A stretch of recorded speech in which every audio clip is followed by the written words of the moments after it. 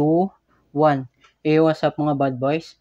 Pag-on pa lang kayo sa channel ko, mag-subscribe na kayo dyan at pinutin yung notification bell para updated kayo sa mga bagong upload na videos. For more gaming this way video, click yung subscribe, like, share, and subscribe. Don't forget to comment, like the description box below. For today's my vlog, Watch 900 DSX model 2024 aspect. Engine type inline 2 cylinder 4 stroke.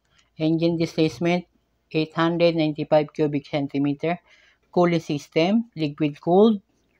Maximum of power 93.8 horsepower at 8,250 RPM. Maximum torque 95 Newton meter of torque at 6,250 RPM. 4 stroke 13 by 1 by 1. Transmission speed 6-speed gear. Panel drive chain. Certification Euro 5. Ignition EFI. Starting electric. Clutch, clipper clutch, battery 12 volts, front brake Brembo, rear brake Brembo, front tire 90 by 90 by 21, tubeless, rear tire 50 by 70 by 17, tubeless, with length 2,325 length, width 940 mm, height 1,420 mm, ground clearance 190 mm, curb weight 238 kg, fuel tank capacity 17 liters, wheelbase 1,580 mm, seat height 825 mm. Itong review ko ngayon, review sa Watch 900 DSX model 2024. Ito siyang inline 2. Inline 2 siya, sports touring bike. Isa siyang touring bike na touring bike or adventure bike na 900cc. Ang displacement niya 895 cubic centimeter. At torque naman niya, power naman niya pala 93.8 horsepower at 8,250 RPM. Ito naman torque niya, hindi ka bibitinin ito kasi 95 Newton meter of torque naman ito. 6,250 RPM. Hindi ka bibitinin ito kasi 95 Newton meter of torque. At 6-speed naman niya, yung nasa harapan na shock, telescopic fork na with adjustable preload. Yung rear naman niya may adjustable din na naka Brembo calipers, yung front, yung harapan. Tapos yung 6-speed gear na rin, 6-speed. 1 down, 5 up. Tapos naman naka Euro 5 na rin to. Parang ano siya, parang na siya, R1, Euro 5. Tapos ignition niya naman EFI, fuel injected. Tapos yung starting naman niya electric niya siya, wala siyang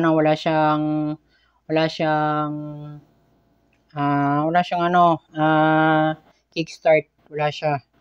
Tapos yung tire naman niya size na yung harapan 90 by 90 by 21, tubeless.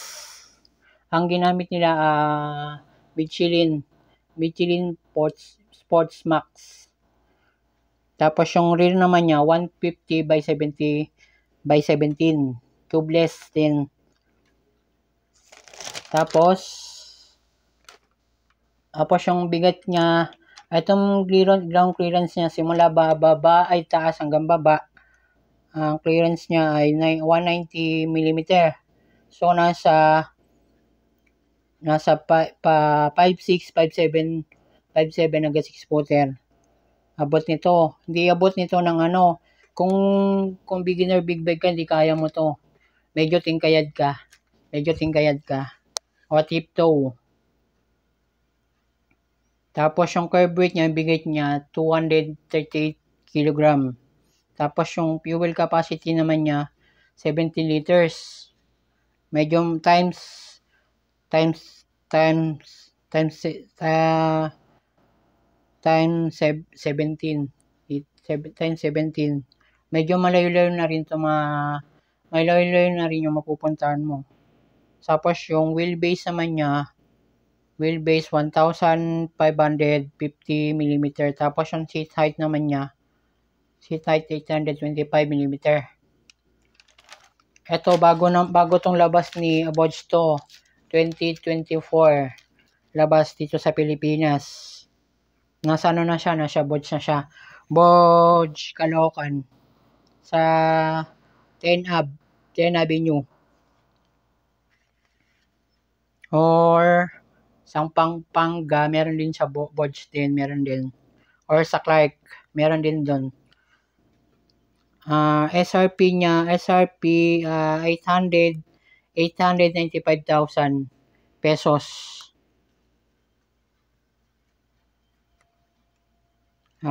Kung bagon ka pa lang sa channel ko, please and like and share, subscribe. Please like and comment and subscribe.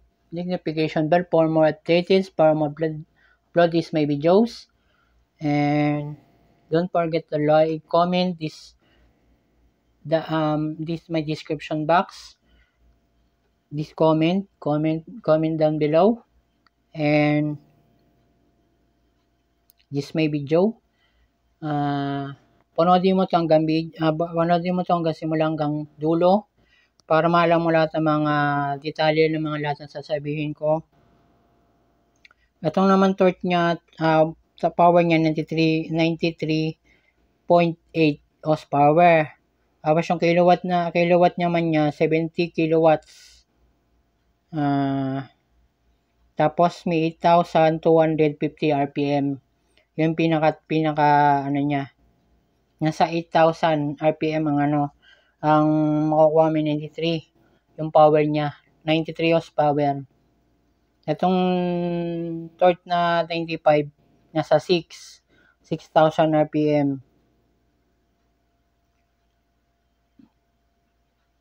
Tapos naka Euro 5 na rin, parang R1M Euro 5.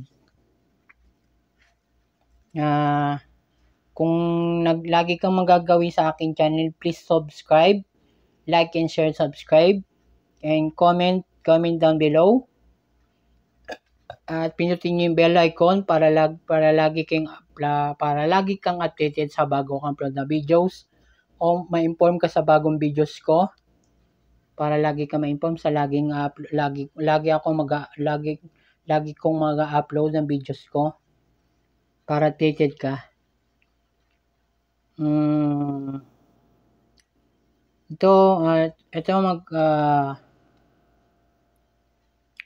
Ililink ko rin yung pwedeng please follow us my social media account, Twitter, Facebook, Instagram, TikTok, or Facebook page. Doon nyo ko PM sa Facebook page ko or sa Instagram. Mag-ano din ako, mag-PPN din ako sa inyo. May message din ako.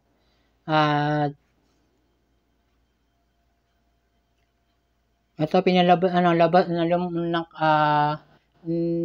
this week lumabas na to na 20 nasa month of May na nilabasan na to ng Bodge sa publiko. sa Philippines ng month of May ng 2024. Nasa Bodge Caloocan na to, meron na sila. 900cc na to. 900cc to. 900cc. 2-cylinder. Masarap din to sa pakinggan pag ano to, 2-cylinder kasi between to, parallel twin cylinder.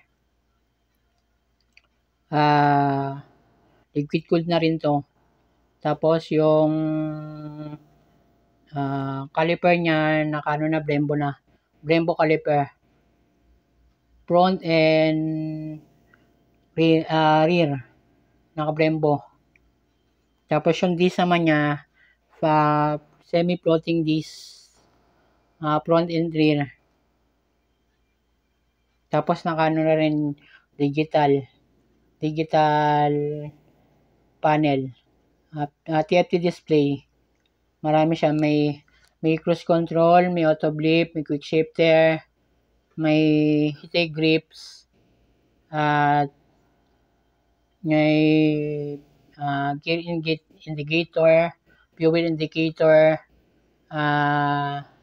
lane indicator, or passing light. Meron na rin siyang hazard o meron siyang kill switch, tsaka signal light kompleto. Yung mga signal light niya tsaka harap likod na siya, LED na siya, LED.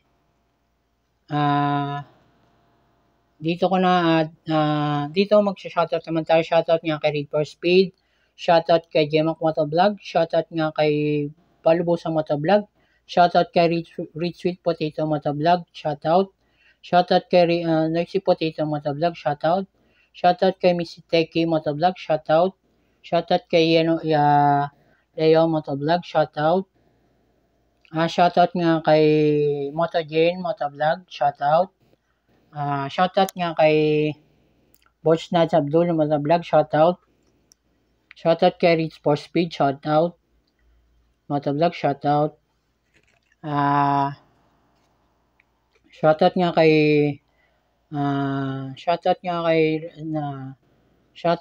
Noisy Potato Motovlog, shoutout kay Noisy Potato Motovlog, shoutout nga kay Sarah Motovlog, shoutout kay Moto10 Motovlog, shoutout nga kay Motowell, shoutout